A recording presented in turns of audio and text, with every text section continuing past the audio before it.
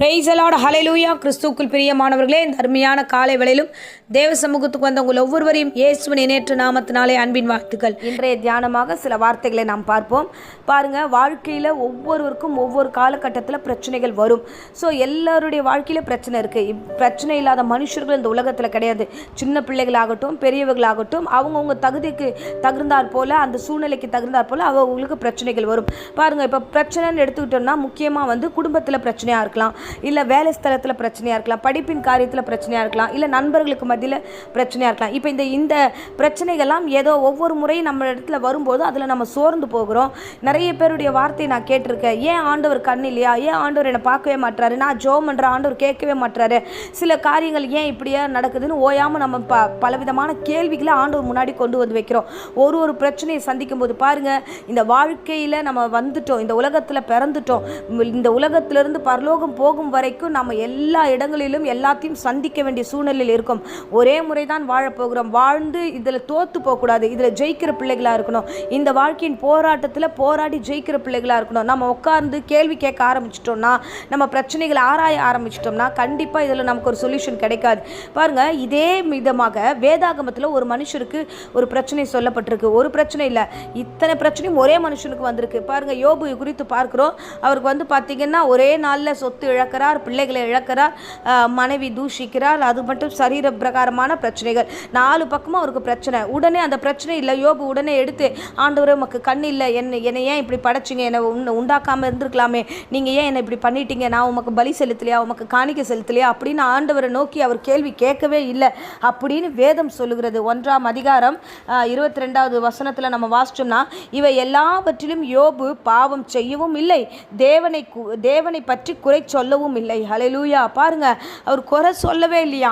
இவ்வளோ பிரச்சனை வந்தால் ஒரு மனுஷன் ஒரு பிரச்சனைக்கே 1008 வார்த்தைகள் நம்ம பேசுகிறோம், 1008 பிரச்சனைகளை இது நிமித்தமாக எழுப்புகிறோம். ஒரு பிரச்சனை வந்தால் பல பிரச்சனைகளை நம்மளே எழுப்பிடுறோம். ஆனால் இங்கே யோபு குறித்து சொல்லப்படுது, எல்லாம் இழந்து போச்சு, கர்த்தர் கொடுத்தார், கர்த்தர் எடுத்தார், கர்த்தர் நாமத்துக்கு ஸ்தோத்திரன்ட்டு போயிட்டே இருக்கிறாரு. ஆனால் ஆண்டவர் பக்கம் திரும்பி, ஆண்டவரே நீர் பண்ணது நியாயம் அல்ல அப்படின்ட்டு நியாயாதிபதியை போல பேசவே இல்லை. ஹல்லேலூயா. இதே போல் 2ஆம் அதிகாரம் 10வது வசனத்திலையும் அவர் சொல்லுகிறார், இவைகள் எல்லாவற்றிலும் யோபு தன் உதடுகளினாலே பாவம் செய்யவில்லை. பாருங்க, வாய்களை திறந்து பேசவே இல்லையா. அந்த பாவமே செய்யாத ஒரு மனுஷனாக அவர் வாழ்ந்துக்கிறார். நான் வசனம் சொல்லுது, சோதனையை சகிக்கிற மனுஷன் பாக்கியவான். சோதனை வருகிறதா, அந்த சோதனையில் பொறுமையாக இருப்போம். அந்த சோதனை கடக்கக்கூடிய பலனை கர்த்தர் நம்ம கட்டளையிடுவார். பாருங்க, ஆண்டவருடைய பிள்ளைகளுக்கு எல்லாமே ஆசீர்வாதமாக தான் முடியும். சகலமும் அவர் நன்மைக்கு ஏதுவாய் தான் வைத்திருக்கிறார் என்று வேதம் நமக்கு சொல்லுகிறது. ஆகையால் இந்த பிரச்சனை வந்திருக்கா, இந்த பிரச்சனைக்கு நம்ம அழிந்து போக மாட்டோம், இந்த பிரச்சனை வந்திருக்கா நம்ம கீழே இறங்க மாட்டோம். ஸோ பிரச்சனையில் நம்ம பொறுமையாக இருப்போம், நம்ம யோபுவை போல நிதானமாக இருப்போம். தேவனுக்கிட்ட என்ன பேசணும் என்ன பேசக்கூடாதுன்ற அறிவு ஞானத்தோடு இருக்கணும்.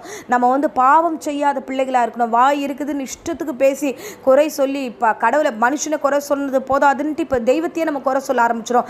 ஆண்டவரே நீங்கள் இப்படி பண்ணிட்டீங்க, அதை பண்ணிட்டீங்க, இதை பண்ணிட்டீங்க. இல்லை, யோபு போல இருந்தோம் என்றால், யோபு கடைசி வசனம் சொல்லுகிறது, அவன் இரட்டத்தனையாக ஆசீர்வதிக்கப்பட்டான்.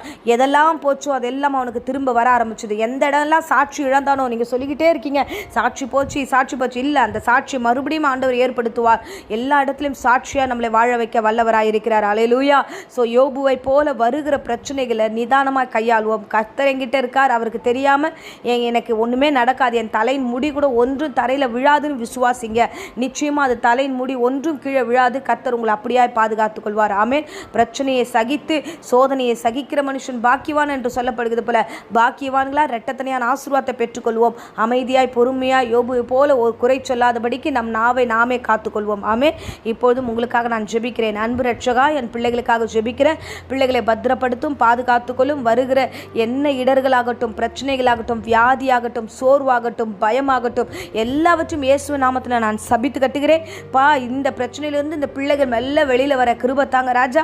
தேவையில்லாமல் ஆண்டவரை முறுமுறுத்து, ஆண்டவரே அப்பா இஸ்ரவேல் ஜனங்கள் செய்த தவறு போல முறுமுறுத்து ஆண்டவரை கோபம் மூட்டாதபடிக்கு, ஆண்டவரே திரும்பி எந்த வார்த்தையும் பேசாதபடிக்கு அந்த நாவில் ஆண்டவரை பொறுமையாக இருக்க கிருபை தாங்க. இந்த பிள்ளைகள் ஒவ்வொருவரையும் ஆசீர்வதியும், குடும்பத்தை ஆசீர்வதியும், தாய் தகப்பனை ஆசீர்வதியும், வீட்டை வேலியடையும், எந்த நாச மோசமோ இன்ஃபெக்ஷனோ வீடுகளுக்குள் வராதபடிக்கு கர்த்தர் வேலியடையும். இயேசுவின் இணையற்ற நாமத்தில் பிள்ளைகளை ஆசீர்வதித்து ஒப்பு கொடுத்து ஜெபிக்கிறேன் ஜீவனுள்ள நல்ல பிதாவே.